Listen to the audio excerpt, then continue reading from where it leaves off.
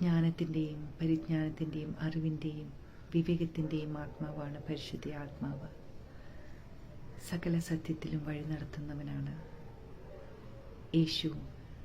ഈ ഭൂമിയിൽ ജീവിച്ച് മരിച്ച് അടക്കപ്പെട്ട് ഉയർത്തെഴുന്നേറ്റ് 40 നാൾ വീണ്ടും അവൻ ജീവിക്കുന്നുവെന്ന് അനേകർക്ക് പ്രത്യക്ഷപ്പെട്ട് ബോധ്യപ്പെടുത്തി സ്വർഗാരോഹണം ചെയ്യുമ്പോൾ നമുക്ക് നൽകിയ കാര്യസ്ഥനാണ് പരിശുദ്ധ ആത്മാവ്. ആ പരിശുദ്ധാത്മാവിനെ നമ്മൾ നിസ്സാരമായി കാണരുത്.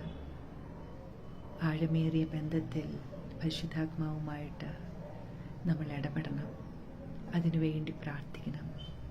എന്നാൽ കീഴ്മേൽ മറിക്കുന്ന അനുഭവം നമ്മുടെ ജീവിതത്തിൽ നമ്മൾ കാണുക തന്നെ ചെയ്യും. നമ്മൾ മാത്രമല്ല, മറ്റുള്ളവരും ലോകരും അത് കാണുവാനായിട്ട്